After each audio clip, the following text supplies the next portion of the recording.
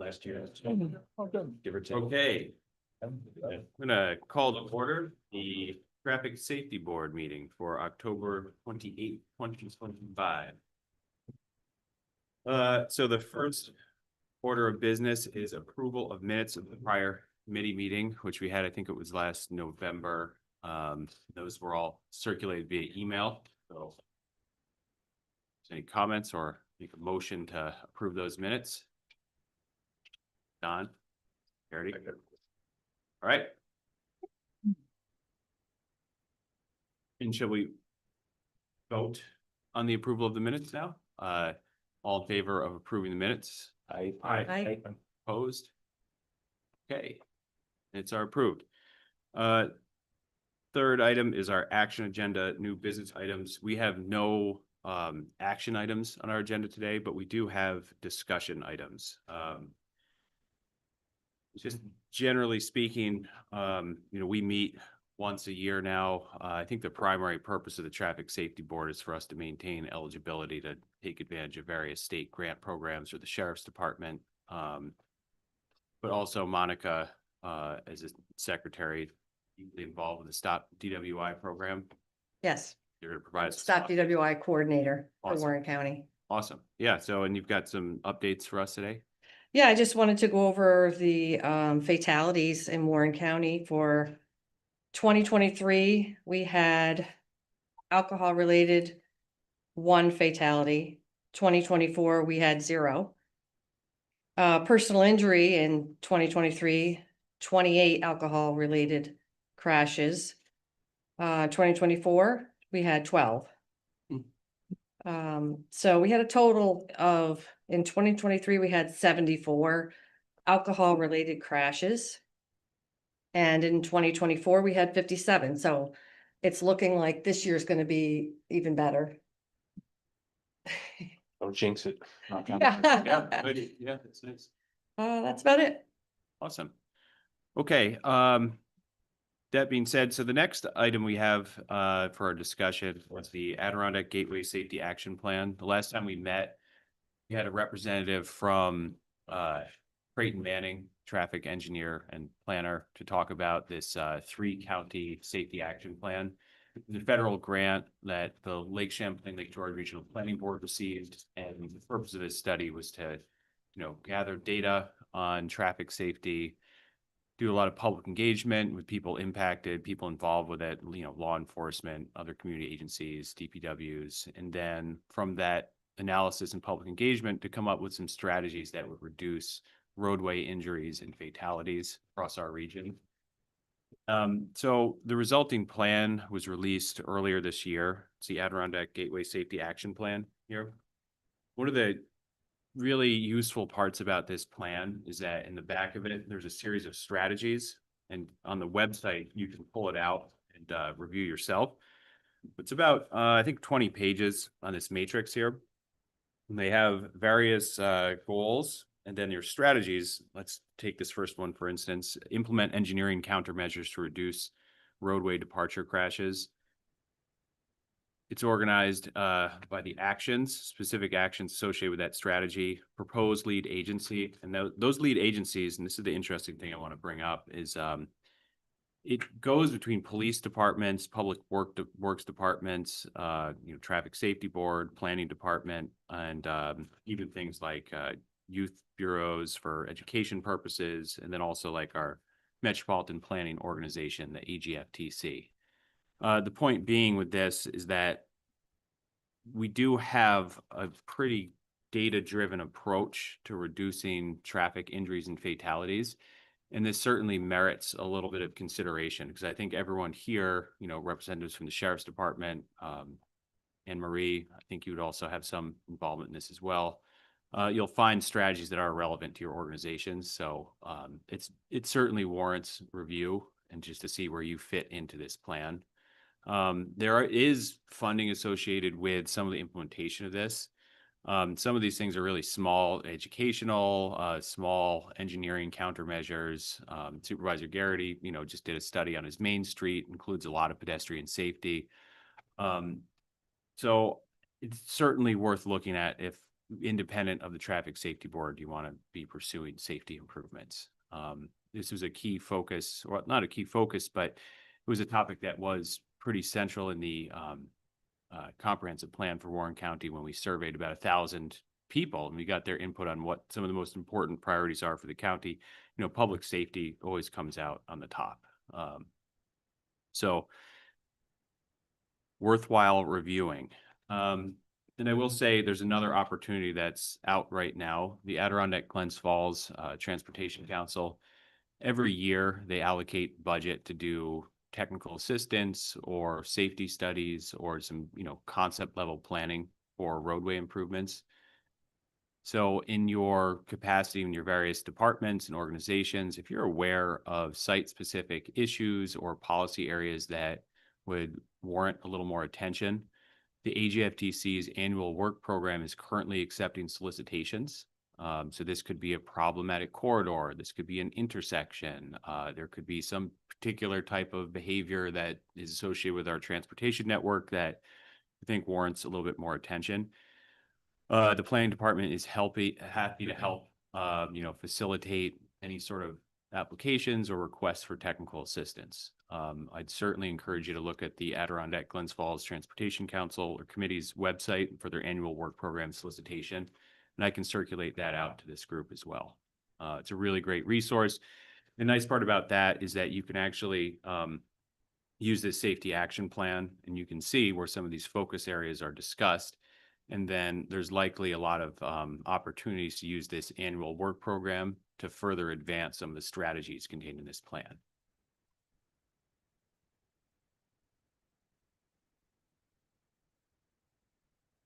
Do we have any statistics that show trends in crashes, accidents, Yes. aggressive that we have? Yeah. So basically this plan, Don, thanks for asking, used a lot of, you know, incident reports and then other traffic modeling software that our, you know, the traffic engineers use.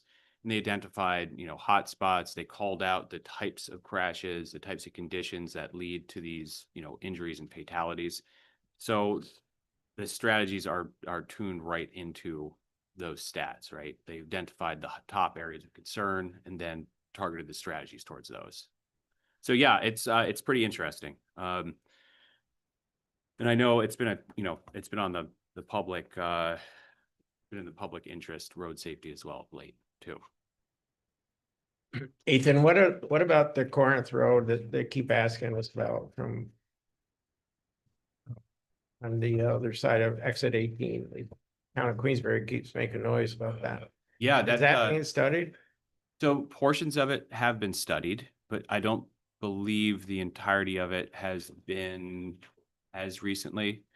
I think that's a question that we can talk to AGFTC about, because I know that's one of those interesting cases where it's county-owned infrastructure, but then it has interaction with, you know, municipally owned roads, and then there's also some state involvement to get closer to the highway. And that's actually a really good opportunity to use our metropolitan planning organization to tackle some of that.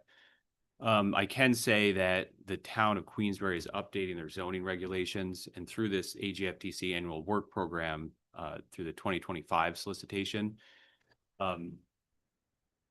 we sort of worked with the town of Queensbury and got it organized so as they update their land use regulations in Queensbury, which may result in an increase of residential development in areas. I'm not sure what the specifics of their zoning update are at this point, but the AGFTC is going to be bringing additional technical resources to evaluate what the build out under the new zoning would result in for increased traffic.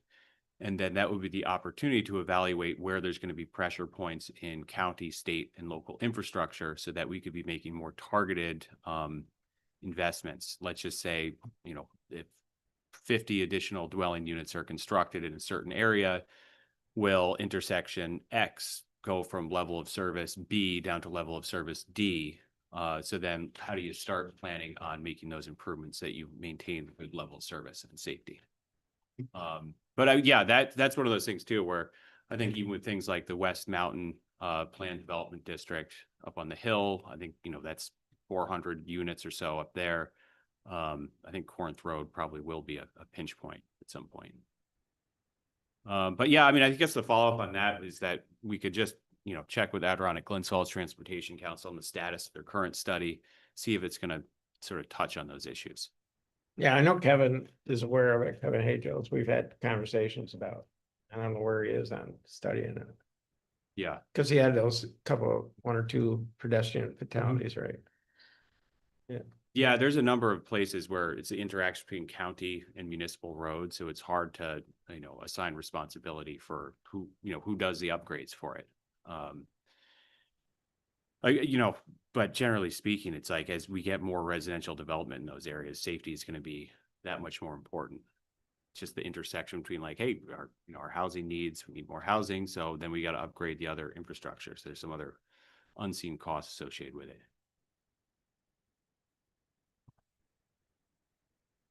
Great. So I don't know, you know, we didn't have too much of a dialogue last November on this. I don't know if you guys are aware of its existence. I guess you are now. I've been looking at it.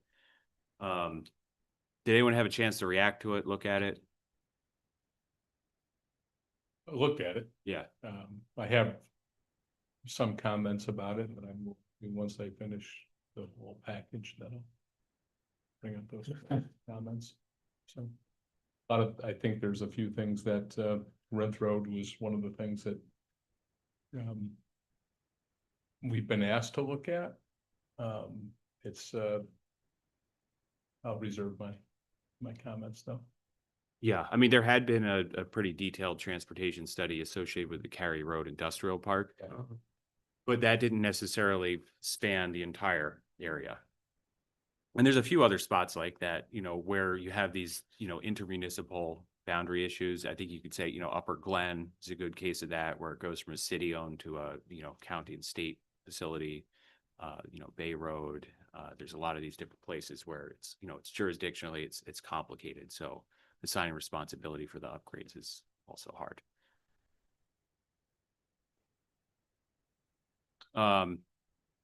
Not that it's a pretty short meeting. We only meet once a year.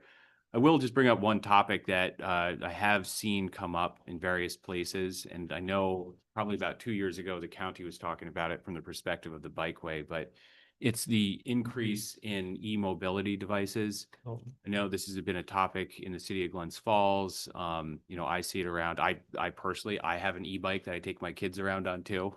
So it's one of these things, it's a growing trend. You know, they're getting cheaper. They're more accessible for folks. And I think there's a general lack of understanding of like what you're allowed to do or supposed to do on an e-bike. Some people are treating these like toys, then you know, hey, there's a scooter that can go 5 miles an hour, and then you'll see full on e-motos that are going, you know, 35 miles an hour. And there's probably a lot of gray area about how those are classified and how the motor vehicle law applies to those. Are you guys, so from the sheriff's perspective, how are you guys dealing with, are there any new trends with those? Well, we hear complaints on a regular basis, and I think you have to, I think the education part of it is it an e-bike? Is it a motorbike? Is it a regular pedal bike? Is it a scooter? So that depends, it's everybody's perception on what that might be. So it's difficult to really talk to somebody on the phone about it. So we give the best, you know, answer we can, that bicycles on the roadway have to follow the same the same rules as a regular bicycle, as a pedal bicycle. And we go from there. I don't know, it's, you know, Glens Falls has some problems, I think, with some motorized bicycles. Yeah. And I know, speaking to a few people on the trails, it's when they take a video of that person, it's not an e-bike, it's definitely a motorbike that's on the trail. So, Yeah. So we're, you know, you're sifting through that kind of thing. Yeah. Don? And one of the issues seems to be on the bikeway, and you mentioned the trails. I think there's different.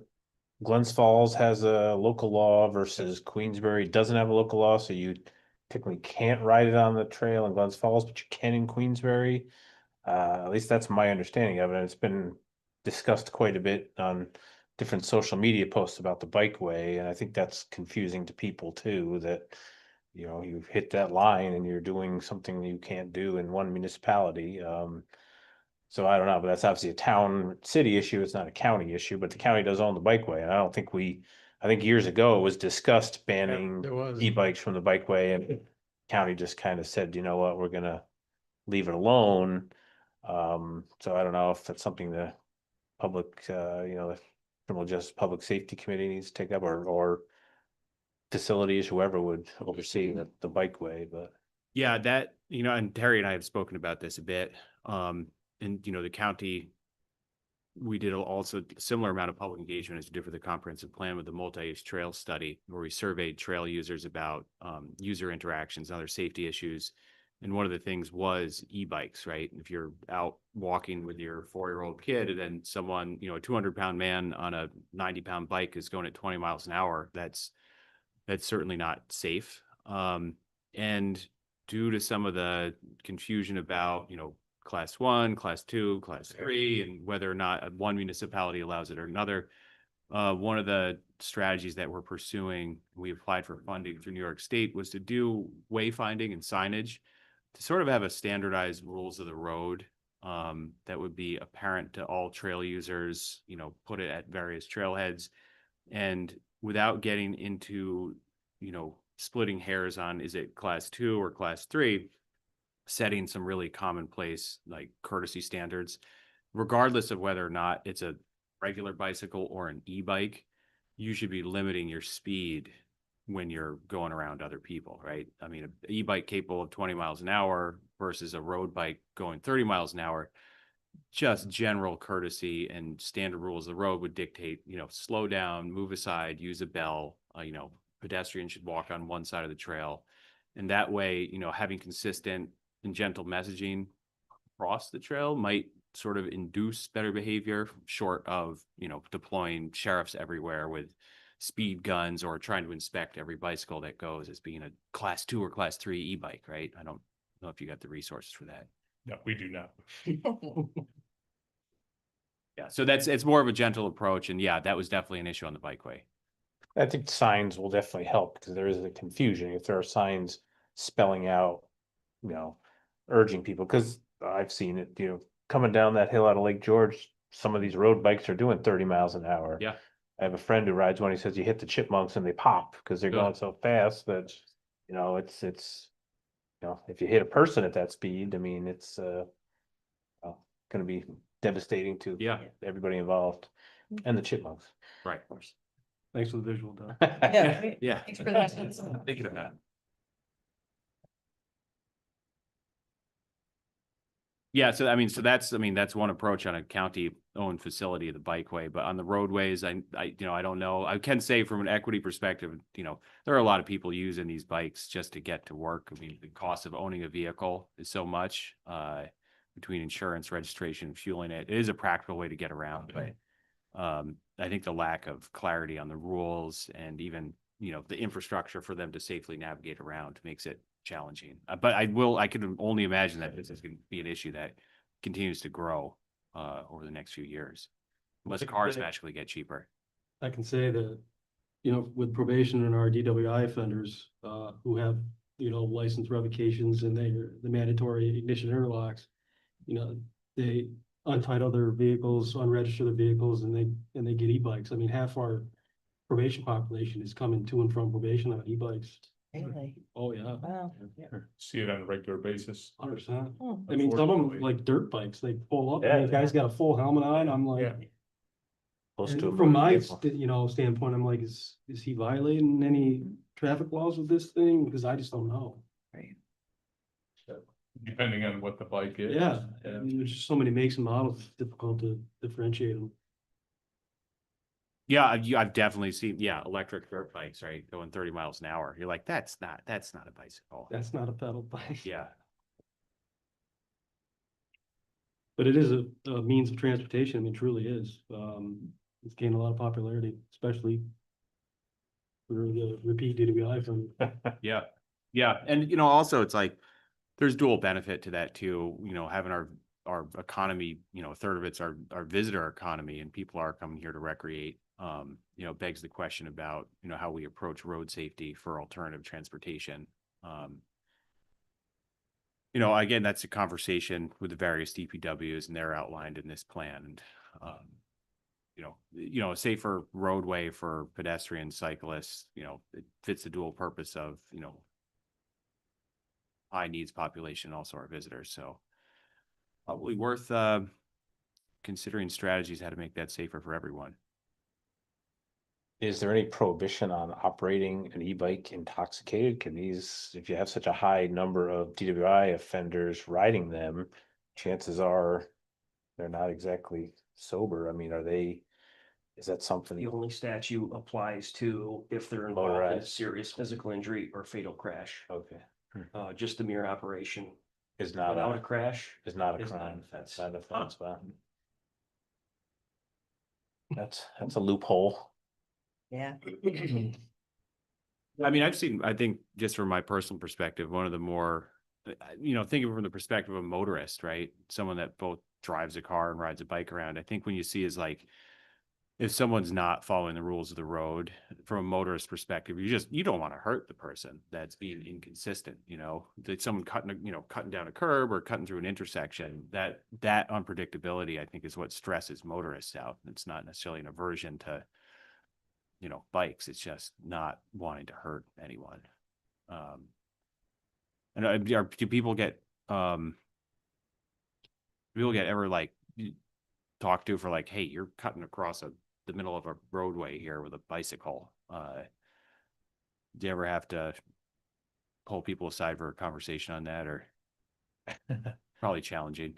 That's very challenging. Yeah. To try to, I mean, I see. Am I going to spin around on a bicycle that's going with traffic or going against traffic on Route 9, and I'm in traffic? It's a safety issue on on both ends. By the time I spin and try to find that bicyclist again, they're gone on the trail. Am I going to pursue a bicyclist? No. Yeah. And we can pass out pamphlets. I mean, I see it. And they're coming from here and they're the wrong way. Yeah. I wonder, enforcement's one way, but education being another, and engineering, other approaches.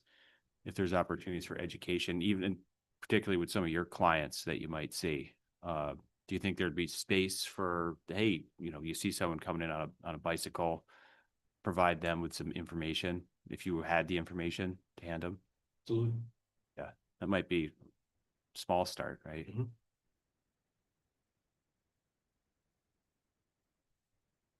Yeah. Good thing with parole, we can put it out on the desk. It's just a matter of whether somebody wants to. Right, yeah. That's something, right? Mhm. Okay.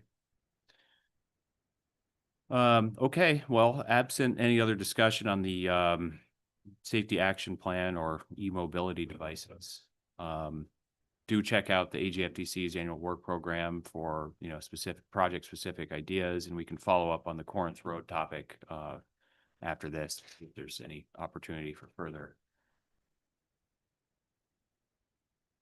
advancement of any sort of plan or strategy on that one.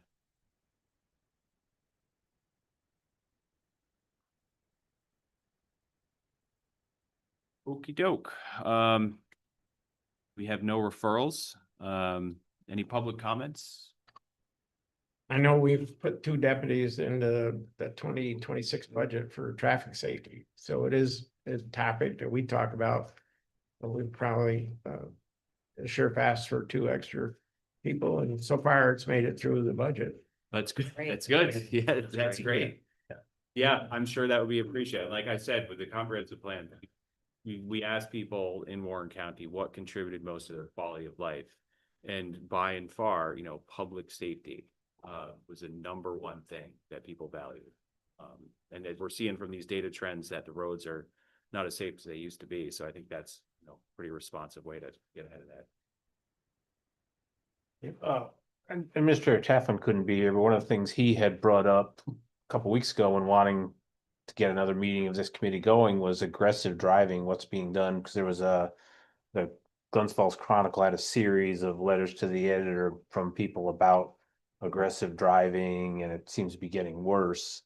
Would those two new officers, would that be part of their efforts will be, you know, aggressive driving enforcement or just overall traffic safety enforcement or? It's gonna be overall traffic Yeah. safety. I don't know what the letter said in the Chronicle. or There was what a the- series of them, what the- yeah, and I it was don't know some what the Glens perception Falls, is. yeah. But obviously, we all see, I mean, I see people driving, you guys are out, I mean, seems to be a lot more commonplace for people to be going through red lights for, you know, this light right in front of here, people turn in front of you, there's just very little respect on the road these days, it seems like. I will say that I'd like to have a little chat with the state on the light out in front of the municipal center. Yeah, Because our light turns green and the oncoming traffic off of Kearney Lane does not turn green. yeah, So they're waiting for us. There's a delay. Yeah, it's a between mess there. Between the lights, Yep. so. that whole that needs to corridor, Be addressed. yeah, And they changed the lights off at the 20 intersection of getting off southbound, okay, or I'm sorry, northbound. yeah, They changed that light pattern yeah, on an at-need basis. So that puts us in a different perspective as well. yeah, Yeah, I mean, on the topic of aggressive driving, and you know, we're in budget season right now. It's not getting any cheaper to staff and run government. So having physical enforcement for a lot of these traffic safety things can be challenging. A lot of the recommendations from safety action and involve, physical countermeasures. It goes from a very small sign, placed in the middle of a, crosswalk to inform, cars that there's actually a crosswalk there, to something more advanced as, a roundabout somewhere, which is, at that end of the spectrum. So there are a number of small physical interventions that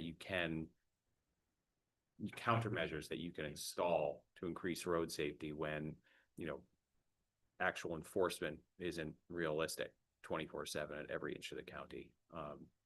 So there's a lot of those strategies you can look into, and I keep pointing to Supervisor Garrity in Warrensburg. A lot of, he just redid a plan for his Main Street, and a lot of that was addressing, traffic flow, parking, but also pedestrian safety. And a lot of that calls for things like, bump outs for the curbs, at selected points, sort of narrowing the flow of traffic so that people aren't, speeding.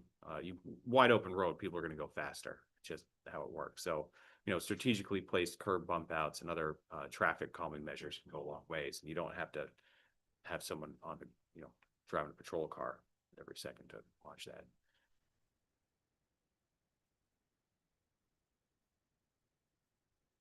Okay. Well, we will motion to adjourn. Are you doing a stepped up enforcement on DWI this week or something? I'll have to check Halloween. with Sergeant Campbell to see if he's scheduled anybody for that. Okay, I I've know. read it somewhere in the paper. That Yes.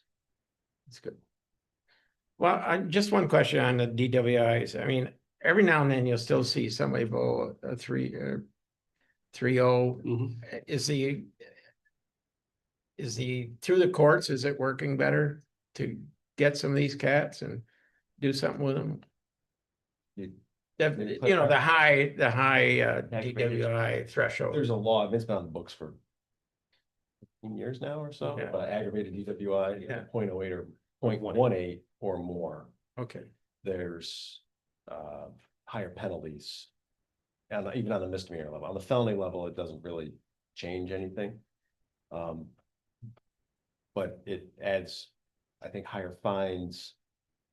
License revocation might be longer on an aggravated DWI for a first offense. So 0.18 is that threshold for aggravated DWI.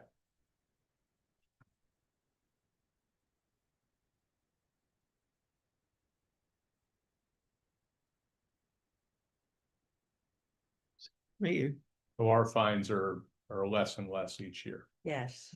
Yes. And Stop DWI is fully funded by the fines for New York State. So, yeah. And we have a rollover from previous years that we've been dipping into. So we've got about $100,000 left in the rollover. So it'll get us going for a few more years. The fines now are not they're civil right now. They're pretty much, we don't, and I guess that's a conversation to have at another time. But we don't, if you don't pay your fine, there's not a penalty for that. Yeah, That's Albany question. That's That's not the Albany. case. Yeah, I think that's a That's Albany Well, question. my understanding is when it comes to those types of fines, wasn't that addressed under like the bail reform? There's no such things as debtors warrants anymore for failure to pay fines. That's not something I handle much of. That's more of the local court. yeah, Those common are courts. kind But of- I do know that they're starting to go after the people who have scoffed at the tickets. Cause I know we just had somebody in court up there that had some 2023 tickets that they hit them pretty good with, but I mean. So. Old traffic tickets, you know, so. I don't know. It's just enforcement and having time to do it, you know? Yeah, I'm looking through strategy 6 on, some of these impaired driver, road user behavior, and yeah, it does look like it's a lot, education, coordination on that end. Actually, interesting point on the same note as, DWI, distracted driving, cell phone usage, has that been growing concern, or you guys had to? I think we all see it every day. Yeah, That's Yeah. something that that we see every day. It's. There are details that have been sent out, to do just distracted driving in certain corridors. So. okay. That being said, any other comment, discussion items? No, all right, take a motion to adjourn. Don, second. Okay, all in favor of adjourning? All right. Right. Adjourn. Annual meeting. Thank folks. you all.